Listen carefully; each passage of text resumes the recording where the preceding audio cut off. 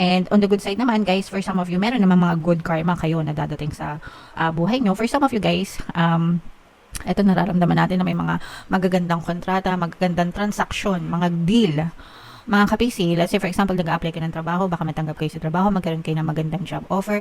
Kung kayo ay nagtitinda or mga sales agent, ganyan, parang may mga, or projects, ganyan, parang may mga mako-close ka ng mga deal or transaction.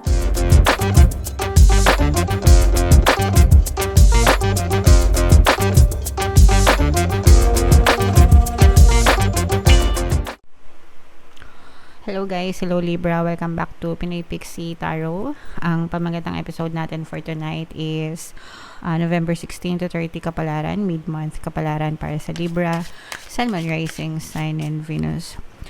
By the way guys, naka-upload na sa ating YouTube channel yung inyong 2025 Kapalaran. So kung hindi nyo pa napapanood mga kapiksi, punta lang kayo sa ating YouTube homepage. Hanapin nyo lang yung video dun sa Zodiac sa inyo guys, and nandun yung energy nyo, nandun yung mga videos nyo guys.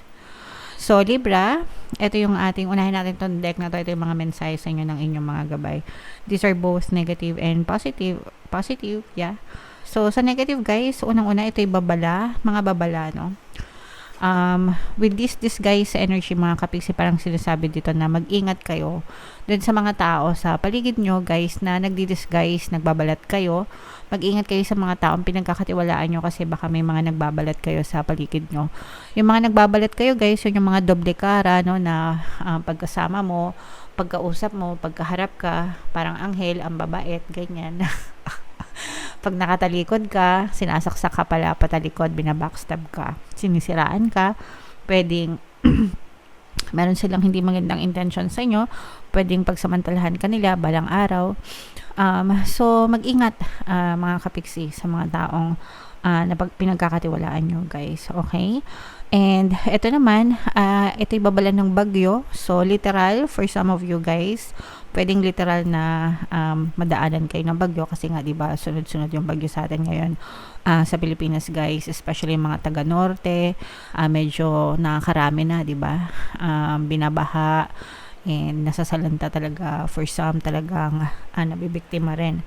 So medyo mag-ingat mga kapiksi, no, literal hanggang hindi pa natatapos yung bagyo season natin. And for some of you naman, figuratively guys, maaring may bagyo or pagsubok naman, challenges naman ito mga kapiksi sa buhay nyo. So wag naman kayong masyadong matakot kasi normal lang naman guys yung mga pagsubok or challenges na dumating sa ating buhay, pero malalampasan nyo rin yan mga kapiksi, okay?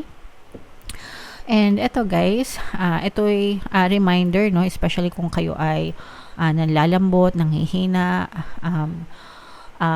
naninega, no, this is the time for you to recharge, cleanse mga kapiksi, especially kung malapit kayo sa mga bodies of water like mga tubig dagat, ganyan, kasi meron yung natural healing properties. Also drink a lot of water mga kapiksi, uminom kayo ng maraming tubig. Guys, 'di ba? Sabi nga 70% ng katawan natin is tubig.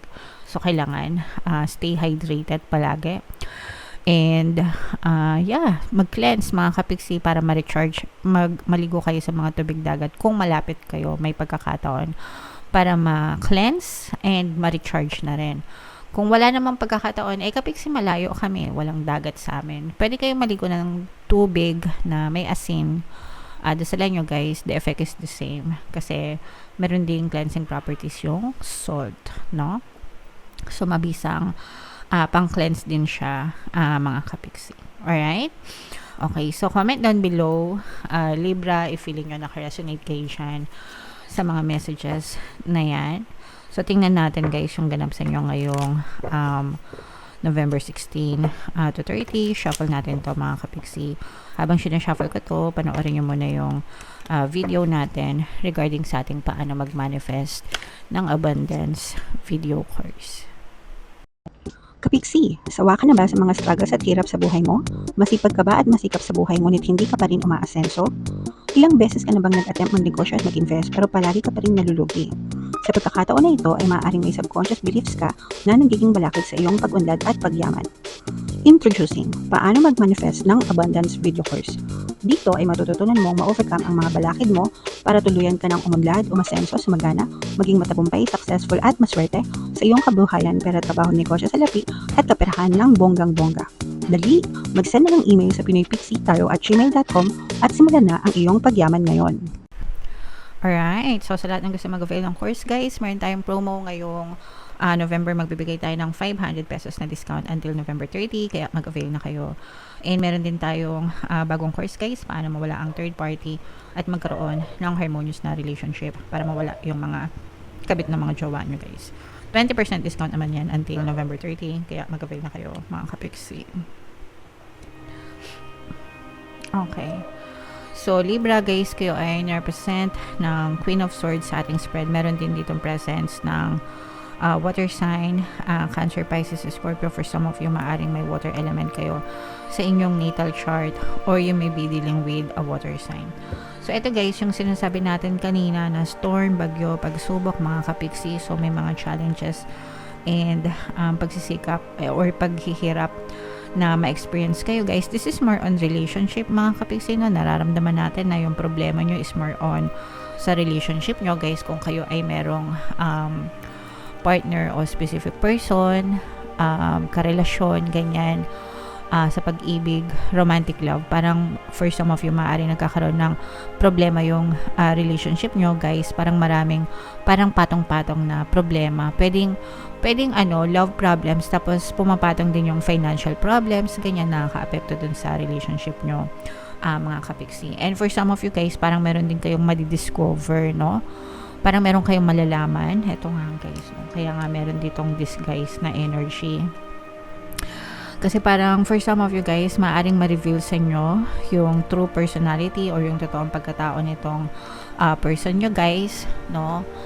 And parang may malalaman kayong medyo masakit na katotohanan regarding dito sa person mo, and ito'y talagang magdadala sa inyo ng hinanakit, sakit ng damdamin, ganyan. So medyo makakaramdam kayo ng emotional pain dahil sa mga panagdadaanan yung ganito. Pero malalampasan nyo ito. Yun naman yung maganda doon guys, kasi pagkatapos ng pagsubok na yan, maaari kayo magkaroon ng reconciliation and malalampasan nyo naman itong mga pagsubok na to mga kapiksi. Yung person mo, siya mismo yung magsusorry sa inyo, no? Hihingi siya ng sorry, lalo na kung siya yung may kasalanan guys. Nakikita natin na meron pa ring love connection. So this is more on love energy guys.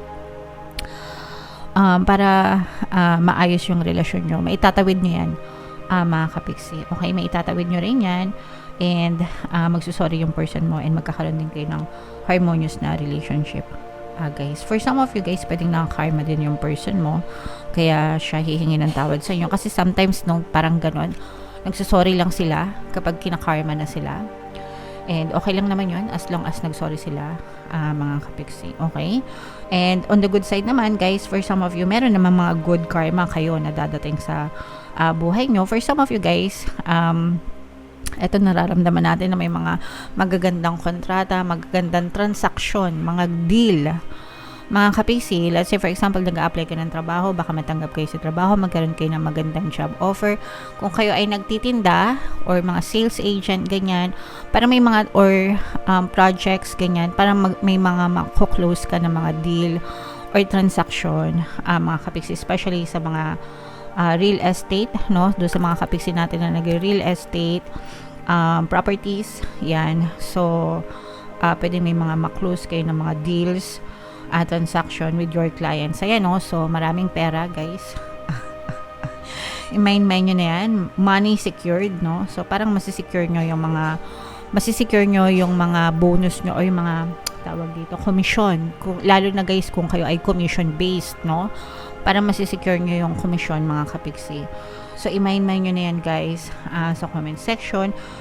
For some of you guys, maaaring merong missed opportunity, no? May opportunity na maaaring dumating sa inyo, pero you have to take action. Kailangan mabilis kayong magdesisyon mga kapiksi, marunong kayong magdesisyon. Kasi for some of you, nakikita natin na maraming opportunities, pero baka ma-miss nyo tong mga opportunity na to kapag hindi kayo mag-take ng action. Yun yung sinasabi ko sa inyo guys, kailangan pag nagmamanifest kayo, nagdadasal kayo, ganyan, always stay on top of your thoughts, and kailangan aware kayo palagi because everything is moving, no? Palaging may movement, there's always movement, and sometimes dadating na lang yan, bigla na lang i-deliver sa inyo ng universe. Pag hindi kayo ready, pag hindi kayo handa, no, mamimiss nyo yon. Parang hindi nyo alam, eto na pala yung evidence, nakalimutan ko na nagmamanifest pala ako ng ganito, pinalampas ko. So wag ganun guys, kasi for some of you, mapag-iiwanan kayo, no, meron ditong nagbabadya na may opportunity na dadating pero baka lumampas yung opportunity. So make sure na marunong kayong mag-take ng action.